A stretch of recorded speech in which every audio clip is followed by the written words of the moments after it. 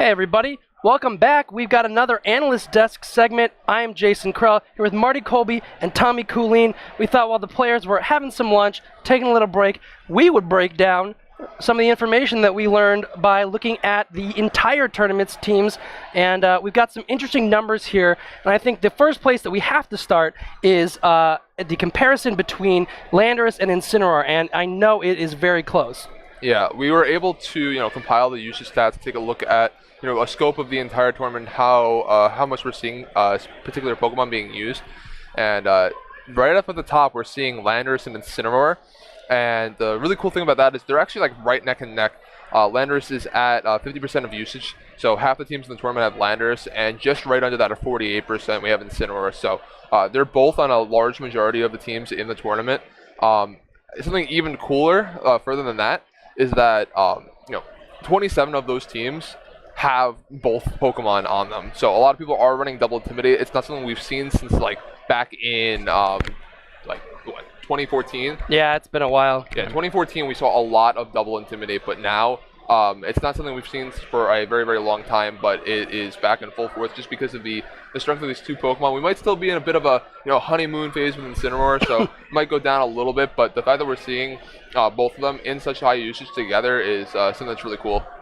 Yeah, and so I think another thing that's interesting to talk about is obviously we have the Intimidator is a very important part of Pokemon, but so are the Megas. And I know we've seen a little bit of movement in terms of what's up at the top and what is kind of trailing behind. So where are we at in that regard? Yeah, Mega Metagross, I think as to be expected, leading the pack in terms of usage rates for the Mega Evolutions. Right behind that is Charizard Y, followed shortly by Mega Manectric. We saw Mega Metagross used around 18%, so about 28 teams that we're finding Metagross on.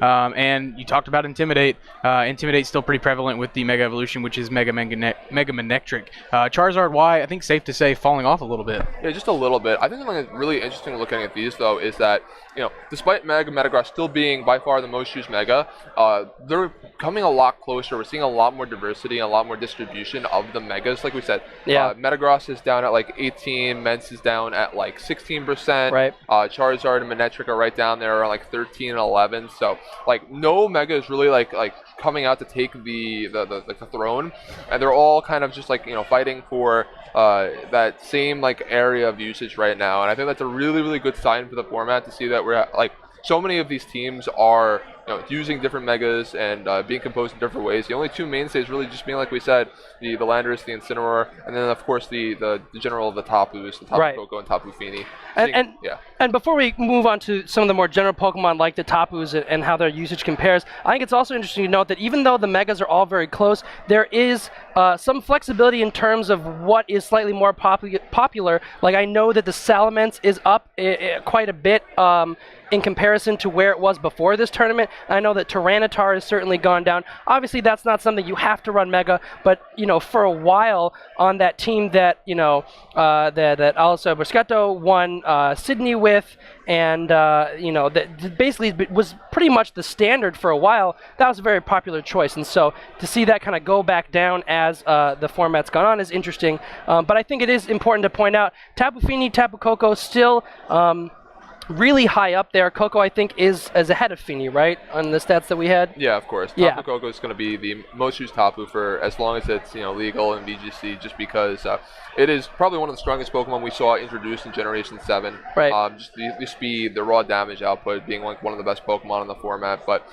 yeah, more of the same for what we've been seeing. Tapu Fini, Tapu Koko, Zapdos, all near the top. The one that I really, really like to see, and I'm so happy to see it so high in usage, is Kartana is on, what is it, 30% of teams? It shot way up. Yeah, absolutely phenomenal. I mean, obviously, that was something that was super popular in VGC 17, but it kind of fell off. I mean, you saw, Patrick Smith was using the Z-Tailwind version of Kartana at Costa Mesa, and that did very well, but it didn't quite have the same usage, and I think it's even more interesting because we knew that Incineroar was going to be going up thanks to the fact that it got Intimidate, and Kartana spent all of 2017 being pretty much terrified of Arcanine, and so Incineroar has kind of taken Arcanine's role, but the fact that Kartana has only gotten more popular in the face of that increased usage from a fire type, I think definitely says something about its ability. Yeah, I think the Kartana is a look ahead into the meta and how Intimidate Incineroar That's would a tricky affect one. that. Yeah, I keep wanting to call it Intimiroar, but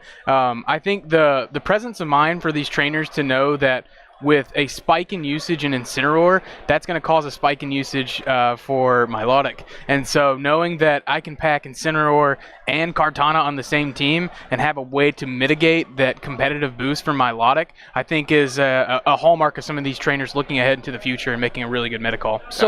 So what you're saying is that bringing Incineroar is the small brain play, and then bringing Incineroar and the Kartana is the big brain. Is Yeah, you could say that, yeah. I do say that. So Yeah, to touch back on the Mega Evolutions, I think something that's been really interesting is that obviously Charizard has been going down a little bit. Definitely not seeing nearly as much usage as it was being seeing in the very, very beginning of the format. right. And I think a big part of that is because a lot of times there weren't too many great fire types in VGC 17 or VGC 18 rather. And a lot of teams would fill that by using their Mega slot on Charizard, so they had a very strong fire type. And now with the release of Intimidate Incineroar, it's just a very easy fire type to just slap on a team. Yeah. And, unlike Charizard, it actually gets to benefit from some like the defensive purposes of that, being able to switch in, on some of the grass moves, stuff like that, like very, very easily. So the ease of use it is to use Incineroar, just like put it on a team and have it like function very, very well with a wide variety of mods, I think it definitely plays into the fact that Charizard's probably going to be suffering a bit from that because there's just something better now. There's something you can splash on even more teams so that you don't have to run something like Charizard to get a good fire type. So I think the next thing that I want to talk about is about the difference that we see between live tournament teams and what we see on the Pokemon Global Link, which is the data that they collect from, when you're on the VGC ladder. And so we have the top 10 Pokemon from each, and I think that does kind of paint an interesting picture because there's certainly some differences, and that might give us a glance going forward into kind of the microcosm of this meta game today. Yeah, I think the big one that stands out for me, I don't know about you guys, is Aegislash kind of working its way into top 10 usage here at Charlotte. Yeah. And Tapu Lele seeing a little bit of a fall off. With Tapu Lele, my guess there would be that the meta's really adapted to that. You're seeing a lot of double Tapus on a lot of teams to control that terrain. And so just being able to mitigate the damage that is Tapu Lele and Metagross on the field at the same time. And the Aegislash just... it's been doing what Aegislash does since Generation 6 when it came out. It's there to bulk hits, and getting something like the Ghostium Z to be able to throw down a really powerful Z move really makes it interesting in this format. Yeah, absolutely. I do think that, compared to the online battle spot meta, we did see a lot of Charizard. Charizard's still up there. I think it's let's see, it is like 7th. It's 6th. I can't do math. Yeah, like 6th or 7th in usage on battle spot, and it's all the way down here. And I think that's just very indicative of where the metagame is kind of trending. I think we're going to see a lot less Charizard. We're going to see a lot more Incineroar, like we said. And I think it just continues to trend that way because I do think Incineroar is probably like one of the best Pokemon in the format. I think if I had to make an estimation, I'd probably guess that Incineroar probably finishes the year maybe top 3 in usage, if not like 1 or 2. That's a hot take if I ever heard one, especially for a nice fire type. But another Pokemon I want to talk about, we talked about all the other Tapus, but we didn't talk about our boy Bulu. And as a Bulu boy myself, I want to know what's going on. Where is it at this tournament? It's still in the top 10 of the PGL rankings, but I don't think it's there here. So we see a lot of stuff like Tapu Koko and Kartana. Like Marty was able to say, we were able to use these kind of Pokemon to deal with the threats to Incineroar or Milotic's, stuff like Tapu Fini, and being able to outspeed them and KO them is absolutely huge, where if you're using something like Tapu Bulu, you're likely going to be running a slower variant, maybe something bulkier. Sometimes we do see that really, really fast Tapu Bulu that's very similar to how it plays with Kartana, how Kartana plays, right. With the only thing being that you sacrifice a little bit of the speed there so you can run grassy terrain, which is being able to switch terrain is just a huge tool in this format. So a bit of a trade-off there, and like Bulu still is a very strong Pokemon, I believe. It's just that the other answers to stuff like Tapu Fini and Milotic are faster and more aggressive at dealing with it. And I think in a format where if you can protect your Incineroar, you have more tools in your opponent to win the game. It's a lot easier to just like slap on something more offensive and fast and deal with it as quick as possible so that you can get your Incineroar into the end game to put you in a better spot to win the game. So another thing I think is interesting, though, because I agree, you're absolutely right, but while the fact that Kartana is more popular, if you look at the games that we've streamed, we had Wolf had a Tapu Bulu. So did Jake. So, I mean, obviously things didn't go quite as well for Jake as they did for Wolf, but what you're seeing is these people who are consistent, who are often top players. I mean, Wolf is a world champion. Jake is also a very good player. And so it's interesting to see that even though Kartana is so much, higher usage, that it's this Bulu that these talented players who are able to kind of control and maybe take it a little slower are using. And you got to wonder if maybe it's just easier to click Leaf Blade and then detect and whatever, just go for that with Kartana, and it's a little harder to make it work with Bulu, but I think it can pay off a lot. Yeah, I think you hit the nail on the head. Really, Bulu has kind of changed its presence in the metagame to what was once just something that you could throw a choice band on, or a life orb, or even maybe the grassy plate and do big damage with those grass attacks. Now what you're seeing, especially on Wolf's team, you're seeing a much more dynamic, a much more defensive dynamic that you're seeing kind of Bulu aligned to, so that super berry, that pinch berry, the assault vest variants, where it's very, very bulky, and you're seeing something that can position itself to get passive health back to its teammates, soak up a ground weakness, or an earthquake weakness, which is pretty prevalent in the format, especially with Landorus being #1 out there. Right, and Jake's had bulk up too, and that's another way to kind of make it stick around longer. So definitely interesting.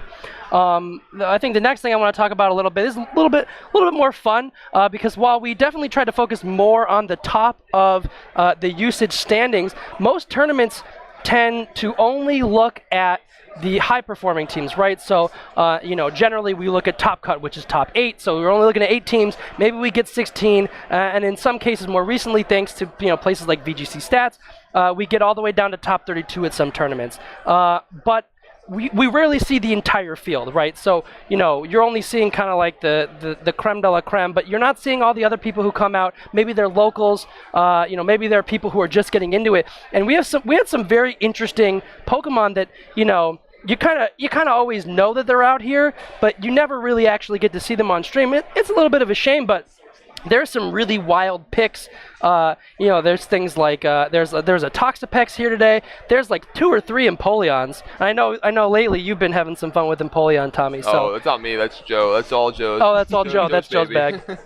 Yeah, and so I don't know. Did you guys, while looking at the standings, anything kind of in much more limited usage but fun that stood out? Something that stood out to me in the lower part of the usage is something like Togekiss, right? Yeah. Because right. I think that Togekiss is like something that's really underexplored in this format, and I think it's like a really strong Pokemon. I don't know about right now in particular, but to see it only have one player running it in the entire tournament blew my mind.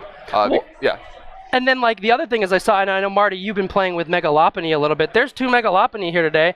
So there's more Megalopony than there is Togekiss is also, it's pretty wild. Especially because Togekiss has been a very good Pokemon, in the past. So it's definitely very interesting. Also, I think there's been some Scizor here, which I know will make a couple particular Pokemon players pretty happy. I know there's been some discussions about how good Scizor is out there, and there's a good chance that we might be able to see it on stream. I know a couple good players, might have brought it. So that's definitely an interesting thing. And what was the other one? Well, we really went into this knowing that Incineroar was going to have it's going to put its foot down on this meta this weekend. And really what we were wondering is Milotic going to be the one that sees the most usage? That's definitely what we're seeing in terms of things that can take advantage of the Intimidate. But we're also seeing contrary Lurantis. Yeah, contrary Lurantis. Probably saw last round. Yeah, I saw that last round. There's 6 of them here today. So, Brian, not the only trainer who decided to bring that. Saw 3 Braviary. Saw 2 or 3 Empoleon. Yep. Bisharp. I mean, definitely. Yeah, we saw the Bisharp on stream unfortunately get frozen. But yeah, I think that's what we expected to see. We expected to see teams take advantage of that Intimidate. And one that I actually really like. I mean, it is Landorus, right? Sure. But it was a special variant of Landorus. Yeah. Being able to mitigate the Intimidate and still be really offensive, even if it's taking multiple Intimidates by way of the Earth Power and the Hidden Power Ice that we saw from Wolf's team. Right. Something that I absolutely love here is that we get to see stuff that are kind of going down, rising up. Obviously, something we expected to rise up, Milotic, was something that we did see a decent amount more of. It's not dominating usage, but there's still a very respectable amount. I think 10 or 12 of them are here, something around that range. Right. Something that I really want to see what happens with today. Is I've been talking to a lot of people out in the field, and a lot of the Snorlax users today just aren't having a great day. No. Right, like I think Incineroar has just been such a problem for them because Snorlax, phenomenal Pokemon. Like I'd be surprised if it doesn't like have a few placings in cut. Right. But that still doesn't mean that a lot of people are bringing that Snorlax and running into all these Incineroar, and they have to worry about getting their berry knocked off. They have to worry about their Trick Room partners getting faked out. Right. There's a lot that goes into slowing down Snorlax that Incineroar can help do, and the fact that Incineroar can do so much allows the partner Pokemon for Incineroar to care a lot less about something like Snorlax, something that's usually a top threat that you have to worry about every single turn that it's on the field.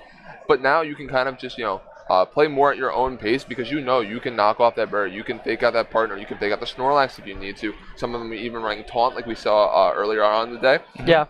And at that point, Snorlax becomes a very, very hard Pokemon to use. Like we said, it is still one of the best Pokemon in the format, so it is still going to see usage, and people are going to do well with it. But I think it's very, very hard to do well with it right now. And I think that's interesting too because there was that period. Like obviously Snorlax, it didn't win the World Championships, and that happens. But like you said, still a very good Pokemon, and it was something that we saw a lot of, especially during the beginning of the summer, kind of around the time of U.S. Internets, and obviously even before that. The second it got Gluttony and the berries, and people figured out how good it was. It was always going to have a presence, but it was really kind of.